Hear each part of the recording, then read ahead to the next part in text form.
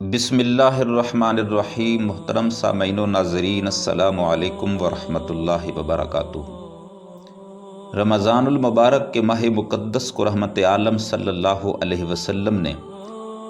غمخواری اور ہمدردی کا مہینہ قرار دیا ہے۔ یہ مہینہ ایک دوسرے کے ساتھ ہمدردی کے جذبات کو فروغ دینے کا مہینہ ہے۔ اس میں جتنا ہو سکے دوسروں سے ہمدردی کی جائے۔ حدیث میں آتا ہے، آپ صلی اللہ علیہ وسلم نے ارشاد فرمایا کہ رمضان میں اپنے خادموں کا بوجھ ہلکا کر دیا کرو، ان پر ایسی مشقت نہ ڈالو جو ان کے لیے دشواری اور تکلیف کا سبب بنے۔ اپنے ارد گرد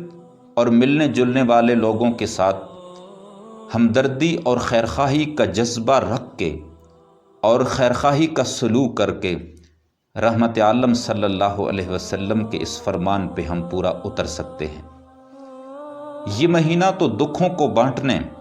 اور دوسروں کے احوال سے باخبر ہو کر ان کی غمخواری کرنے کا مہینہ ہے۔ اللہ جل جلالہ ہر انسان کے کفیل و کارساز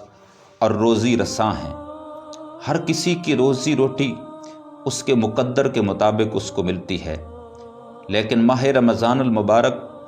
وہ مبارک و باسعادت ماہ مقدس ہے کہ جس میں اللہ کریم اہل ایمان کے روزی اور رزق میں اضافہ فرما دیتے ہیں، اور جو اللہ کی دی ہوئی روزی اور اس رزق سے دوسروں کے اوپر خرچ کرنے کا اہتمام و انتظام کرے گا تو اس کے بارے میں بھی رحمت عالم صلی اللہ علیہ وسلم نے اپنے فرامین مبارکہ کے اندر بہت بڑی بڑی خوشخبریاں سنا دی۔ چنانچہ آپ صلی اللہ علیہ وسلم نے ارشاد فرمایا، جو کسی روزے دار کو روزہ افطار کرائے تو اللہ کریم اس کے بدلے میں اس کے گناہوں کو معاف فرما کر اسے جہنم کی آگ سے آزادی کا پروانہ نصیب فرما دیتے ہیں۔ اور کمال کی بات یہ ہے کہ افطار کرانے والے کو اتنا ہی اجر ملتا ہے جتنا روزہ رکھنے والے کو، اور پھر روزہ رکھنے والے کے اجر اور ثواب کے اندر بھی کوئی کمی نہیں کی جاتی۔ اللہ کے پیارے پیغمبر کی زبان اقدس سے جب یہ فضیلت بیان ہوئی تو یہ بیان سن کر غریب صحابہ اپنی غربت کی وجہ سے اس عظیم ثواب کی محرومی کے احساس سے بے چین ہو گئے اور دل کی تڑپ کے ساتھ عرض کرنے لگے، اے اللہ کے پیارے حبیب، ہم میں سے ہر کوئی تو یہ اسباب نہیں رکھتا کہ جس سے وہ کسی روزے دار کو روزہ افطار کروا سکے۔ تو آپ صلی اللہ علیہ وسلم جو ساری انسانیت کے ہمدرد، سب پر شفیق و مہربان، لیکن غریبوں اور مسکینوں کے تو بڑے ہی خیرخواہ، ان کے چاہنے والے اور ان سے بے پناہ محبت کرنے والے، اور خوشحالوں سے زیادہ ان کمزوروں پر نظر رحمت فرمانے والے عقائد عالم، انسانیت کے غمخوار، مسکینوں غریبہ کے ملجأ و مأویٰ سید العالمین صلی اللہ علیہ وسلم نے ان کے دکھ درد کو اور ان کے اس احساس کو محسوس فرماتے ہوئے، ان کا غم دور کرتے ہوئے، ان کے دلوں کو مسرت و شادمانی سے یوں بھر کے تسلی دیتے ہوئے ارشاد فرمایا کہ حق تعالی جل شانہ تو یہ ثواب ان کو بھی عطا فرمائیں گے جو کسی روزہ دار کو ایک گھونٹ پانی سے یا تھوڑے سے دودھ کے ساتھ افطار کرا دے گا۔ محترم سامعین و ناظرین، جن کو حق تعالی جل شانہ نے بہت کچھ نوازا ہے، وہ کسی روزہ دار کو افطار کراتے ہوئے جب شکم سیر کرا دیں گے تو ان کے لیے مزید اجر و ثواب کا وعدہ ہے۔ جو کوئی روزہ دار کو پیٹ بھر کر کھانا کھلا دے تو اس کے لیے یہ عمل آخرت میں سیرابی کا باعث بنے گا۔ جب تشنہ لبی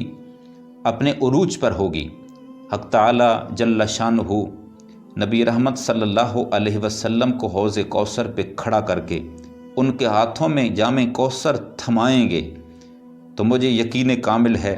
کہ اللہ کے بندوں کے ساتھ ہمدردی کا جذبہ رکھنے والوں کو رب العالمین وہاں اس میدان کے اندر کبھی بھوکا پیاسا نہیں رہنے دے گا، اور رحمت عالم صلی اللہ علیہ وسلم کے ہاتھوں سے جام کوثر ضرور نصیب فرمائے گا کہ جس کی برکت سے جنت میں داخل ہونے تک انہیں بھوک اور پیاس کا احساس نہیں ہوگا۔ رمضان المبارک تو وہ ماہ مقدس ہے جس میں ایک نیکی کا ثواب اللہ 700 گنا تک زیادہ بڑھا دیتے ہیں۔ تو اس سے یہ بات بھی ثابت ہوتی ہے کہ 1 روپیہ خرچ کرنے کا ثواب بھی اللہ اتنا ہی زیادہ بڑھا دیتے ہیں۔ پھر اللہ تعالیٰ کی ذات لم یزل سے، ذات رحیم و کریم سے کیا بعید ہے کہ وہ اپنے بندے کی یہ ادا پسند کرے، اور افطار و سحر کے وقت غریب کے منہ میں جب لقمہ جائے یا شربت کا گھونٹ اترے تو اللہ کریم یہ لقمہ اور یہ گھونٹ اس کا ذریعہ اور سبب بننے والوں کی مغفرت کے فیصلے فرما دیں۔ محترم سامعین و ناظرین، ہو سکے تو نقدی کی صورت میں یہ مدد کی جائے، اور بہترین صورت یہ بھی ہے کہ حسب توفیق راشن خرید کے غرباء اور مساکین کو دے دیا جائے، اور زیادہ سے زیادہ غرباء، فقراء اور محتاجوں کا خیال رکھا جائے، تو اللہ جل شانہ جہاں آخرت میں اجر و ثواب نصیب فرمائیں گے، وہیں دنیا میں بھی رزق کی وسعت عطا فرمائیں گے، اور آخرت کا ثواب تو الگ رہا۔ میری دعا ہے کہ اللہ کریم رحمت عالم صلی اللہ علیہ وسلم کی ان فرامین مقدسہ پر کما حقہ ہمیں عمل کر سکنے کی توفیق نصیب فرمائے۔ وآخر دعوانا ان الحمد للہ رب العالمین۔